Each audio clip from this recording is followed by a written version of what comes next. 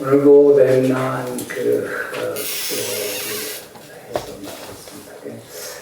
이제 절에 이제 오래 다니셨던 분들은 나하는 분들은 알겠지만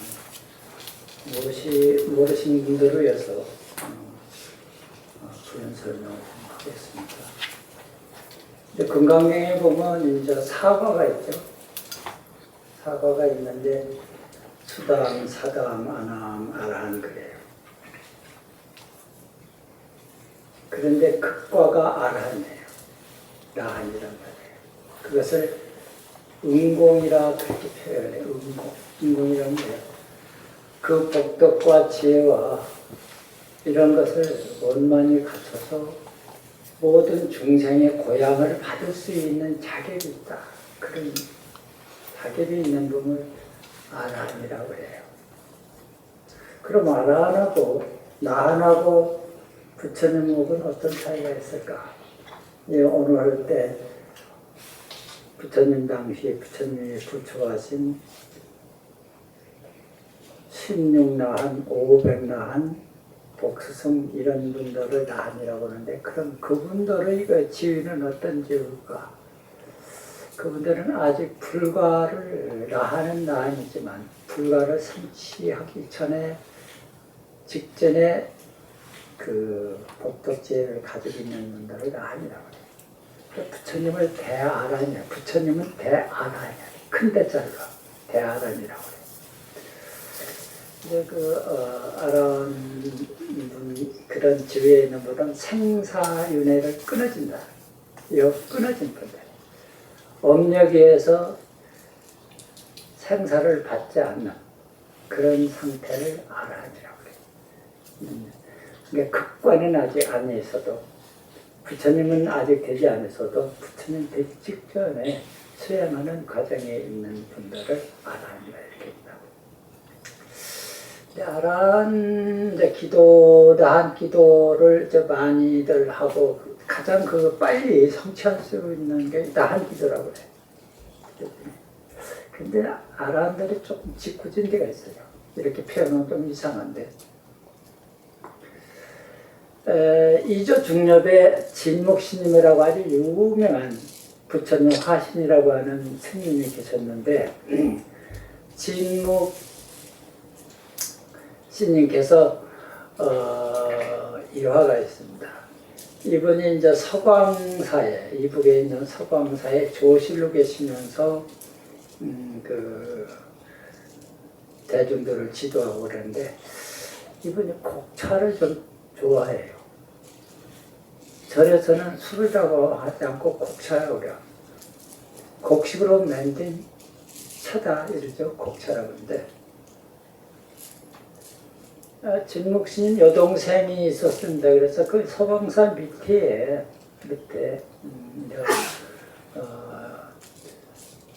스님의 따로 위하기 위해서 스님을 그 근처에 와서 살면서 농사를 짓고 사는데 진묵 스님께서 이제 가끔 불악이 내려오게 되면 이러시면 어떠냐 하면 그 곡차 대접을 해서 드리고 왔어요. 근데 어느 날 여름에 더운 날에 김을 메고 있는데 진묵스님이 내려오셨단 말이에요. 그러니까 진묵스님이 내려오셨으니까 이제 오빠 스님이지. 스님 그 부뚜막에 곡차가 있으니까 들고 가십시오 그랬어요. 근데 이제 짐을 대마고 집에 와 보니까 큰일 났어요. 당신이 부뚜막이 내놨던 건 착각을 하고 간수를 한 병 내놨어. 곡차가 아니고. 그 생각하니까 우리 오빠 스님 이거 잡수 간수를 많이 잡수면 죽을 수도 있겠구나 생각해가지고 부랴부랴 이제 서광사에 올라가신 거예요. 올라가시니까 도량이 왔다 갔다 하면서 계시거든. 안도의 한숨을 쉬는가 동시에 스님 그거 아까 드셨던 것이 곡차가 아니고 간수였습니다. 아니 맛이 좀 그런 것 같더라. 그렇게 표현을 해. 이제 그 도가 이제 성숙되고 하는 분들은 그냥 과학적으로 증명할 수 없는 그런 심이 내공이 생겨요. 여러분들이 중국 여행을 하셨는가 모르겠지만은 그 달마시님 계셨던 달마스쿨을 가셨나 몰라요. 거기 한 2평도 안 되는 그런 곳인데 거기가 추운 데입니다. 거기가 추운 데인데도 불구하고 9년 동안 거기서 면도를 하고 때를 기다렸던 것은 보통 사람은 겨울에 거기 하루 만에 또 병신돼. 얼어 죽든지 둘 중에 하나. 그러나 그런 정도로 심히 내공이 생기는 거예요. 이게 달마신 같은 분들은 6번의 사약을 받았습니다. 그래도 안 죽었습니다. 안 돌아가시고 마지막 해가 스님한테 모든 전법을 하고 이제 자기가 할 수 있는 소임을 다했다고 해가지고 떠나가게 됩니다. 그런데 그분이 절에서는 돌아가시면 다비를 하는데 그분은 열반하신 후에 사약을 받고 열반하신 내어진영 옥리산이라고 하는 그 산에다가니 돌탑을 해서 그 안에다 밥을 만들어서 달마신님을 거기다 모셨어. 그런데 이상한 일이 생겼어요. 그때 당시 중국에서 인도로 지금 애교 사절이죠. 애교관을 보내게 되면 짧아야 6개월 갔다 오는 시간이 걸어서 갔다 오니까. 그리고 보통 사람들은 20-30명 데리고 가니까 종업원 수양원들을 갔다 오면 짧아야 6개월이요. 길게 되면 1년도 넘을 때가 있어요. 그때 정원이라고 하는 사신이 중국을 갑니다. 갔다 청룡이라고 하는 인도와 중국의 경계선인 그 산 꼭대기에서 쉬고 있는데 저 밑에서 어떤 노스님이 하나 올라요. 올라오는데 지팽이 끝에 신발 한 짝 깨들고 슬슬 올라오는데 당신이 평소에 불교를 믿었던 사람이니까 아주 존경했던 달마신님이 오시는 거예요. 달마신님이 오시니까 가서 맞이하면서 스님 어쩐 일이십니까? 너희 나라에 인연이 닿아서 돌아가는 길이야. 이렇게 표현을 해요. 그래서 반갑게 헤어져가지고 이제 중국에 돌아서 그 사신이 구이곡보고를 다 끝내고 그 과정에 있었던 달마신님을 만났던 얘기를 해요. 그러니까 그때 얘기해요. 조정에서 사약을 받아 죽었다. 그런데 무슨 소리냐? 무슨 소리? 달마신님을 만났다. 그게 무슨 뻥소리냐? 저 혼자 본 게 아니라 30명 이상 되는 수행원들이 다 봤다고. 그래서 그 옥리산에 가서 돌탑을 열고 보니까 시신은 없어지고 신발 한 짝만 딱 나왔어. 그리고 돌아가셨단 말이에요. 근데 우리가 시식할 때 시식문에 뭐 청룡도중 수일청량하는 그런 얘기를 합니다만은 절에서 부활절을 나가면 날마다 해야 돼. 신라시의 해공스님도 그렇게 돼서 수많은 스님들이 그렇게 상사의 자유자재하는 분들. 이제 그랬는데 말이 이제 어떻게 찌려져서 잘못 갔네요. 진묵스님이 그렇게 능력이 있던 분인데 자기 동생이 이제 곡차를 한 번 갖다 부뚜막에다 고향육간에다 놓고 가요. 진묵스님이 지나가다 저게 뭐냐? 고향주가 좀 짓궂었던가 봐요. 술입니다. 그냥 지나가요. 술이라고 안 잡숴. 부처님 계율을 어기는 게 안 잡숴. 또 물어. 한참 있다 지나 저게 뭐냐? 술입니다. 앉았고 한참 지나다 또 물으니까 술입니다. 그런 순간에 고양주 턱이 다 돌아와 버렸습니다. 심장한테 두드려 맞아가지고 돌아버렸어요. 이게 야단 났어요. 조실인 진묵스님한테 와가지고 대중들이 하는 고양 턱이 들어갔습니다. 그러니까 아이 이놈의 자식들이 장난했네. 신장들이 그랬다는 얘기죠. 걱정 마라. 그래서 신장을 혼을 내가지고 도리어 턱이 돌아와서 아주 그런 경우가 있다고 그래. 그런데 이 노스님이 계시는데 그 밑에 동네 사람 중에 아들을 못 낳는 분이 있었어. 아들을 낳고 싶어서 나 한 기도만 아들 난다고 그러니까 기도를 열심히 했던가 봐요. 아들이 안 나지네. 그러니까 진묵 조실스님한테 그 여신도가 가서 저는 나 한 기도면 아들 난다고 그러는데 가서 기도를 해도 아들이 없습니다. 그래? 내가 알아볼게. 주장자 짓고 와서 16나는 16난 전에 들어가가지고 난을 첫 번째부터 주장자로 머리를 한 번씩 치는 거예요. 왜? 애 하나 낳아달라고 이렇게 왜 안 해주냐.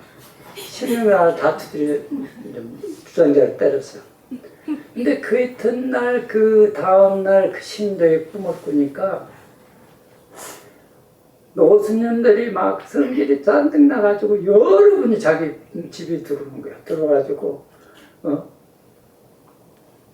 내 노스님한테 그런 거 일러가지고 우리가 이렇게 투기를 맞아 여기가 다 혹이 났어요. 머리가. 그래가지고 내가 너 하는 소양물을 넣어봐서는 안 해줄 것이지만 노스님한테 또 일러 가서는 해준다. 그래놓고 뭐를 하나 냅대 집어던져 받으라고. 이제 그러고 나서 아들을 낳았다고 이제 그런 에피소드가 있습니다. 이제 그랬는데 어느 날 비가 아주 억수로 와서 물이 아주 강물이 그냥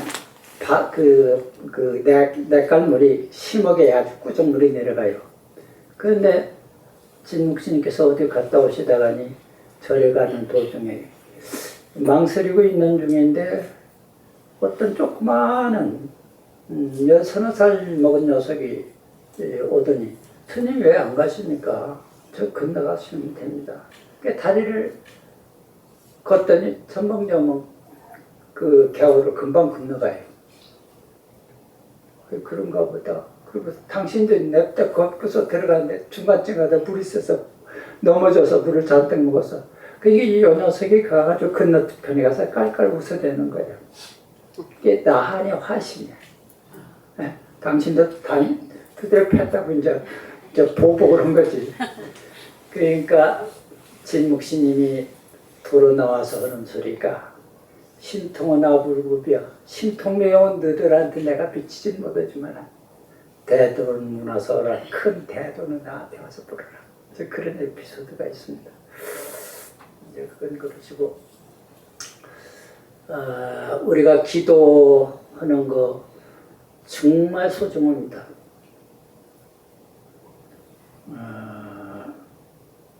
우리 신념이라고 하는 게 참 무섭습니다. 신념은 불가능을 가능케 합니다. 신념 중에서도 그 신앙의 신, 그건 무섭습니다. 모든 공덕의 저수지라고 해. 그걸. 여러분들이 마음을 정성을 다해서 일심으로 기도 정진해서 하게 되면은 성취 못할 게 아무것도 없습니다. 다 할 수 있습니다. 저는 젊어서 가끔 마음이 모으게 되면 가늘도라고 하는 그 진묵스님이 창건한 그 절에 가서 기도를 가끔 했습니다. 이제 한 번 가면은 어느 정도 했냐면 2시간 자요. 그리고 한 번 들어가면 4시간씩 해요. 한 번은 기도하고 싶어서 내가 간다니까 신도들이 몇이 따라왔어요. 간을 들어가서 2시간 자고 한 번 들어가 4시간씩 하니까 16시간이잖아요. 뭐 세수하고 밥에 먹고 어쩌고 나면 시간이 없어요. 그런데 그 따라갔던 사람들이 신심이 그래도 괜찮은 사람들이었어. 그 후에 하는 얘기가 스님을 그냥 밀어버리고 싶었다는 거예요. 왜 저렇게 독하게 앉아서 저렇게 하는데 도저히 힘들고 어려워서 견딜 수가 없었다는 거예요. 그러면서 그때 별명 얻은 것이 제가 독스님이다, 독한 사람이다 이랬는데 사실 신심을 내서 일심을 하게 되면 참 같은 거 다름합니다. 그런 정도로 해야 뭐가 좀 성취가 돼. 그런데 신심에서 기도하는 것도 중요하지만 오늘 여러분들한테 제가 말씀드리고 싶은 것은 복덕이 없는 사람은 참 살기가 어렵습니다. 그래서 제일 절에서 복해양력이라고 해요. 복과 지혜를 두 가지를 다 갖춰라. 복덕과 지혜를 갖추라는 얘기예요. 그럼 왜 복덕을 먼저 놨을까? 중요한 뜻이 있습니다. 복이 없는 사람은 불법을 만날 수도 없고 기도할 수 있는 상황도 안 만들어집니다. 그런 환경이 안 만들어집니다. 복이 있는 사람은 어떤 어려움도 다 헤칠 수가 없습니다.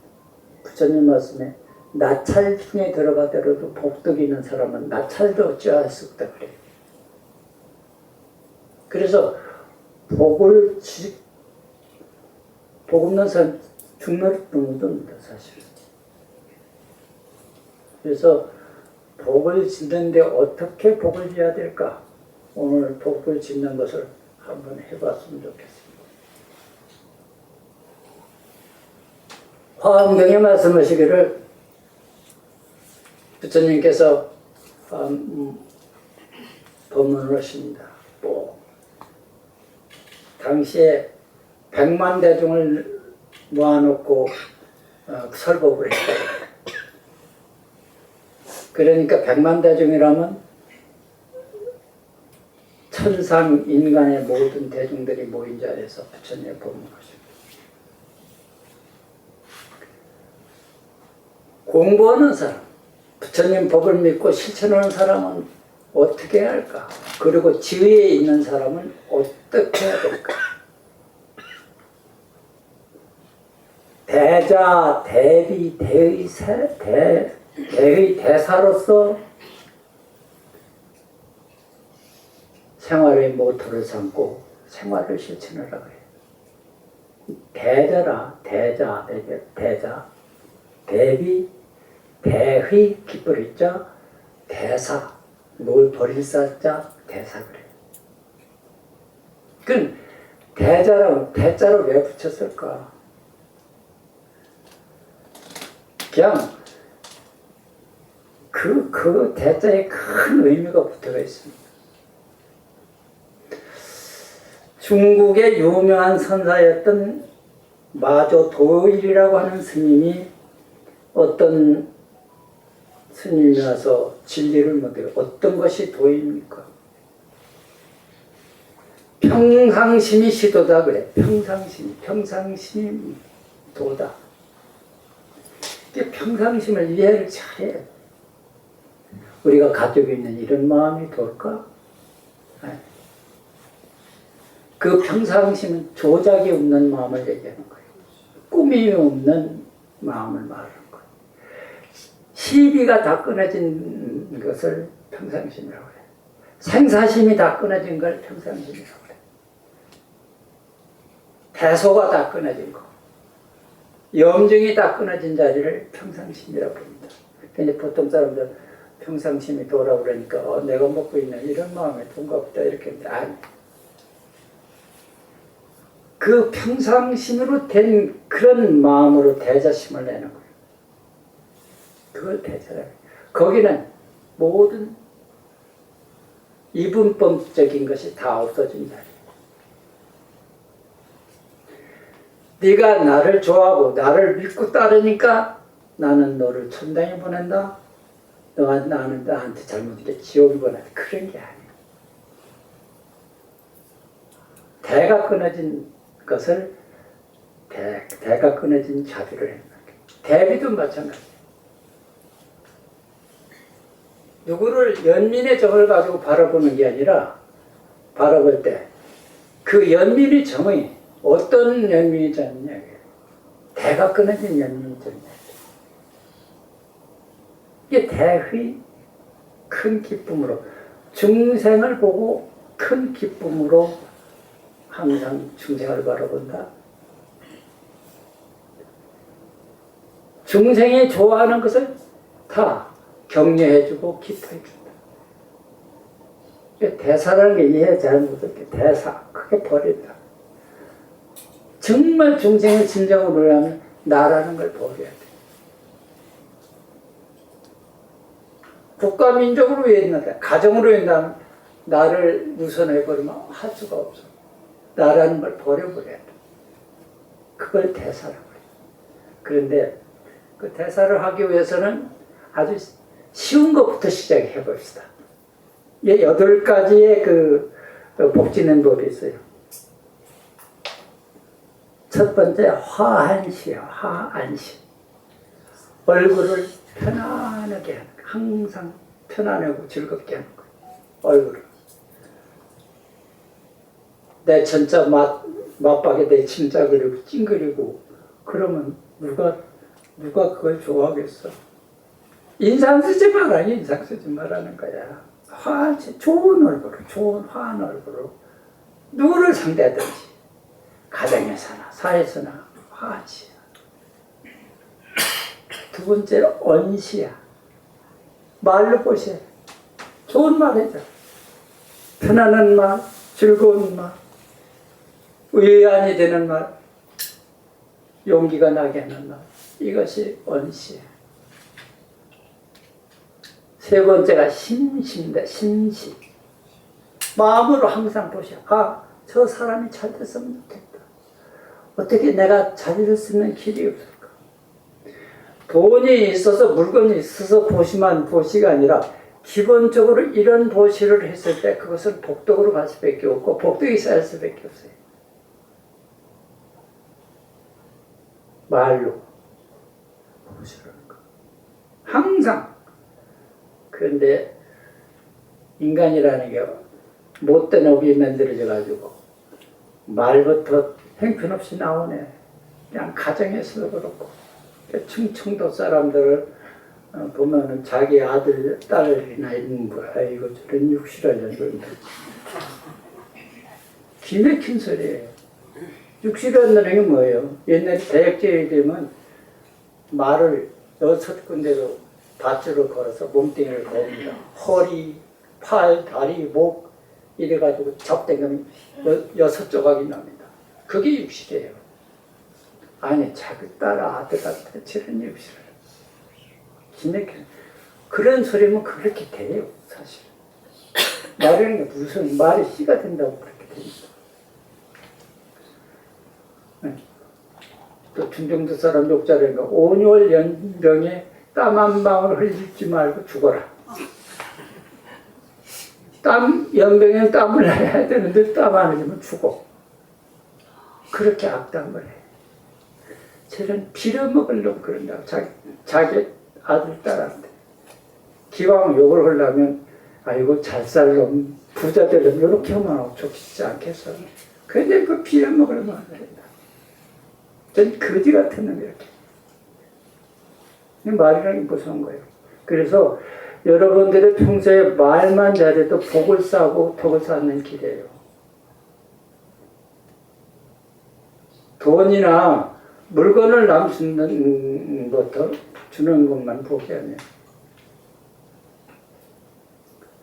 그 다음에 신시예요. 몸으로 떼어주는 거예요.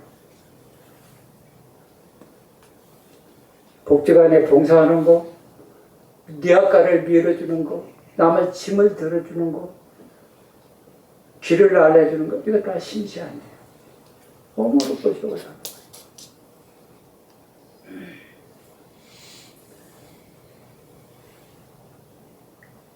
그 다음에는 좌시예요. 자리를 잡고, 자리. 간단한 거 아니에요.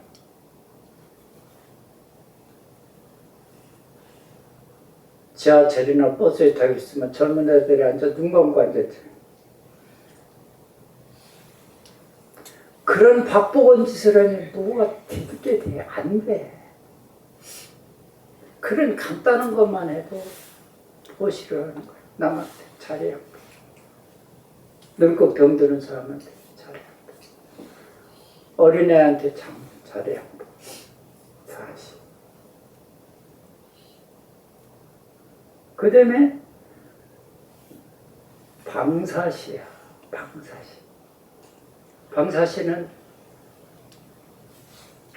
춥고 배고프고 어려운 사람한테 잠을 자고 음식을 주는 거예요. 이제 그런 게 나왔은 게 이제 근대사에서 가장 위했던 경허선사는 어떻게 삶을 살았느냐. 해안사 조실로 계실 때인데 어느 날 홍유동이라는데 걸어서 오르는데 어떤 여인이 다 떨어진 옷을 입고 보니까 코도 날라가고 손도 다 끊어지고 그랬던 여인이 벌벌 떨면서 그러고 있어요. 보니까 문득 여인이에요. 그 여인을 데리고 손을 잡고 조실방에 들어가서 그 여인을 팔베개 해서 잼을 잡습니다. 냄새는 다 골무 터져가지고 냄새는 그냥 나고 어쩔 수 없는 누구도 돌보지 않고 가족도 돌보지 않는 그 여인을 들어가서 보름을 그렇게 함께 겸상했거든요. 마공로심이 법제자인데 대중복이 민망해서 죽을 지경인 거예요. 그 여인은 보름돼서 떠나갈 때므로 스님의 은혜 평생 잊지 않는 게 아니라 세세생생의 스님의 은혜를 저는 잊을 수가 없습니다. 그건 기가 막힌 일이죠. 이게 성자만이 할 수 있는 거. 미국의 보셀 교수라든가 시어먼 교수라든가 이런 분들이 경어집을 보고 이런 것을 동서양의 어떤 성인도 할 수가 없는 일이라고. 그 고름나는 냄새나는 여인을 팔베개에서 잡고 밥을 함께 먹고 한 이불을 덮고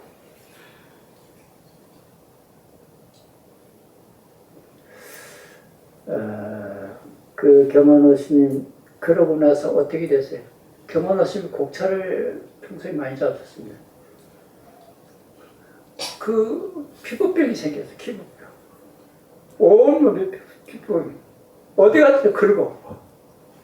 온 그 문댕 여인녀한테 문둥병은 안 올렸는데 피부병이 올려가지고 평생을 피부병에 시달리고 살면서도 불평불만 한 번도 안 했는데 왜 곡차를 잡수십니까? 그러니까 내가 피부병에 걸렸는데 어떤 사람이 개 소주를 내어서 먹으면 낫는다고 하더라. 그때부터 좀 잡섰던 게 곡차를 잡게 됐는데 중이 술 먹는다고 욕 태백이로 그때 잡수시고 그뿐만 아니라 중이 고기 먹는다고 태백 그 경제는 경어신인 경제는 어느 누구 초탈의 경제이기 때문에 술 아니라 뭐를 먹어도 아무 문제가 없는 거예요. 그런데 이 노스님이 그렇게 어려운 시간을 가지면서도 한 번도 불평불만해. 그거를 경어스님 같은 그런 행위를 화강동진이라 이렇게 표현해. 화강 진리의 빛으로 진세에 나가서 중생들과 함께 삶을 살으노라. 화강동진이에요. 그래서 좌시, 방시, 요시라는 게 있어요. 요시. 그 말이 요시야. 집사자 요시야. 집요자. 집을 지어서 불쌍한 사람한테 주는 거. 신 그건 재력이 좀 세겠죠. 그래서 그런 이 8가지의 보시는 마음만 먹으면 어떤 것도 실천할 수가 있는 거예요, 사실. 안에서. 부처님한테 기도하는 것도 역시 아까 평상심이 시도라고 하는 그런 견세에서 보시래야 돼. 아, 내가 저 사람한테 돈을 줬으니까 저 사람이 나한테 즐거우겠지. 나한테 은혜를 잊지 않겠지. 신문에 좀 나오고 텔레비 좀 내야 되겠네. 이런 얄팍한 짓을 하면 안 돼. 부처님 보면 무상의지예요. 무상보시예요. 상이 없는 보시가 진정한 보시고 큰 보시가 돼요. 이런 복덕을 짓게 되면 이 점이 안 될래 안 될 수가 없지. 다음 편에.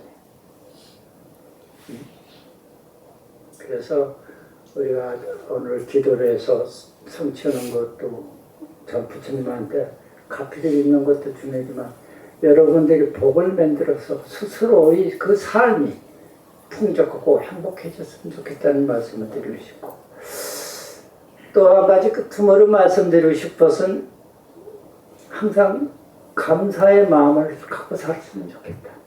감사하는 마음. 당신 부부가 있으면 당신이 있어서 나는 행복했다. 고맙다. 애들 있으면 아이고 짜증내가 이 원수 같은 것들 이렇게 하지 말고 네가 있어 나는 행복해. 이렇게 감사의 마음을 갖고 살았으면 그 자체가 복이 되는 거예요. 그런 얘기가 있어요. 감사하는 나무에 만족의 꽃이 핀다. 감사하는 마음을 가게 되면 그 나무에 만족이라는 꽃이 핀다. 감사한 마음을 가지고 살게 되면 감사하는 그 나무에 보람의 잎사귀가 튀어나온다. 감사하는 마음을 갖고 사는 사람, 그 감사하는 나무에 행복의 열매가 열린다. 이런 얘기가 있어. 멀리 가서 수행을 찾고 그런 것도 중요하지만 일상생활에서 여러분이 수행자로서 부처님의 가르침을 따는 불지자로서 삶을 이렇게 살았으면 좋겠다. 8가지 보시를 하면서 감사하는 마음으로 항상 살게 되면 항상 여러분들의 그 마음의 여유가 생기고 일체유심조야. 마음먹게 달렸어요. 그러니까 그런 좋은 생각을 살게 되면 부처님의 가피가 항상 열려져 있습니다. 세요 청산하자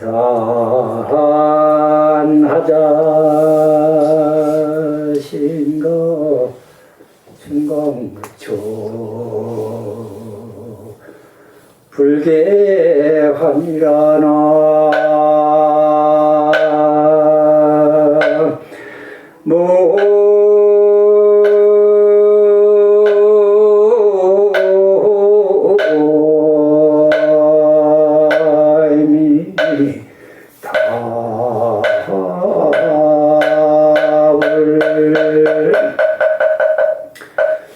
경엇은 개성입니다. 세상과 다음 청산이 어떤 것이 진리인가? 출세가 나고 세가 나고 진재와 속재 어떤 것이 참이고 진리인가? 춘광무쳐불이 아니라 봄볕에는 꽃 피지 않는 것이 없다. 우리가 고연히 스스로가 망가져서 헝클어지고 난동부려가지고 힘들고 어려운 것이지 세상은 아름답고 정말 아무 이상이 없어요. 우리 스스로가 병자야. 그 마음방만 고치면은 그때부터 불행 끝 행복해집니다. 감사합니다.